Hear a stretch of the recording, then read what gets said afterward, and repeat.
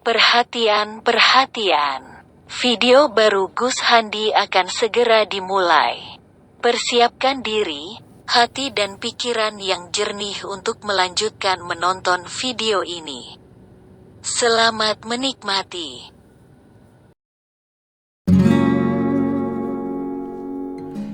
Assalamualaikum warahmatullahi wabarakatuh.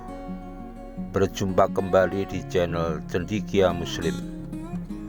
Teman-teman sekalian, kali ini akan aku sampaikan sebuah berita yang ngeri-ngeri sedap, dan nanti seperti biasa akan kita analisis.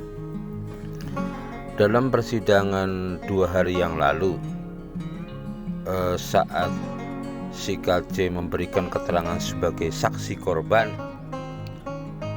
dia dalam salah satu keterangannya itu sempat menyampaikan bahwa Irjen Napoleon Bonaparte itu membawa HP. Kalau tidak salah ada 2 HP yang dia bawa di rutan Bareskrim. Sesaat atau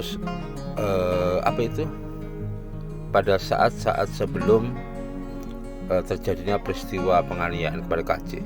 Jadi intinya KC itu menuduh bahwa selama di rutan Bareskrim itu Irjen Napoleon Bonaparte membawa alat komunikasi yang berupa HP.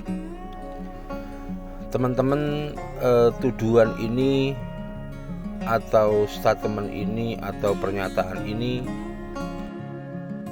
teman-teman sekalian, selain itu apa yang disampaikan oleh si KC tentang Irjen Napoleon Bonaparte itu membawa 2 HP di rutan Bareskrim itu juga berpengaruh pada nama baik Irjen Napoleon Bonaparte. Jadi seharusnya agar diperoleh sebuah fakta apakah keterangan si KC itu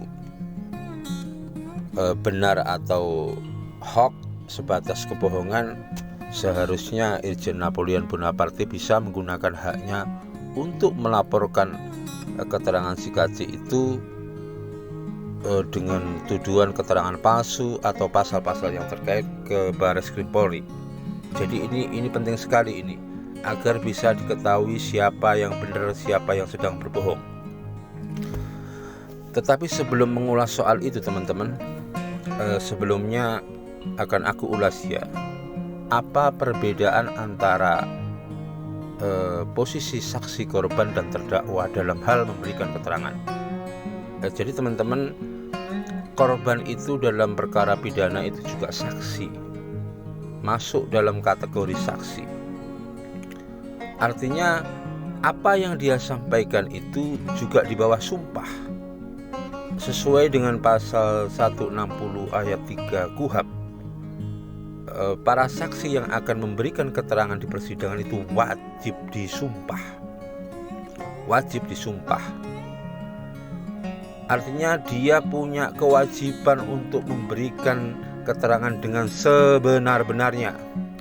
Terhadap mereka yang memberikan keterangan tidak benar, keterangan palsu, itu akan punya konsekuensi hukum.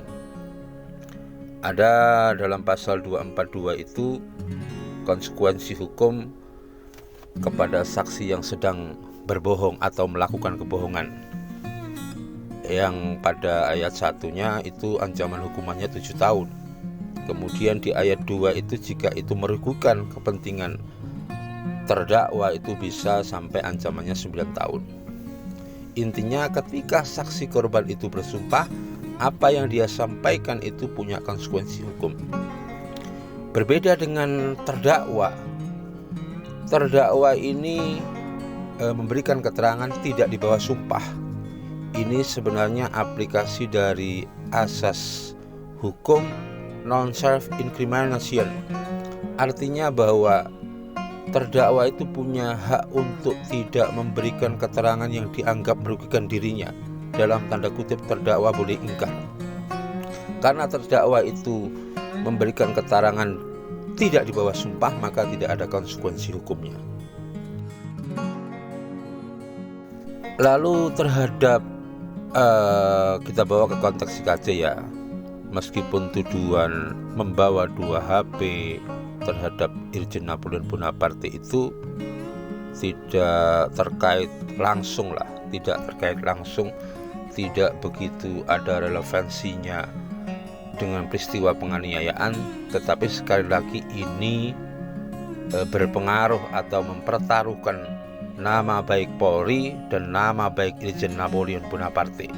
Sekali lagi, kalau Irjen Napoleon Bonaparte merasa bahwa apa yang disampaikan si KJ itu adalah sebuah kebohongan, maka meskipun kemarin sudah melakukan bantahan di depan khalayak umum, sebaiknya Irjen Napoleon Bonaparte melaporkan apa yang disampaikan oleh si KJ tentang bahwa beliau membawa 2 HP di rutan Barreskrim Polri.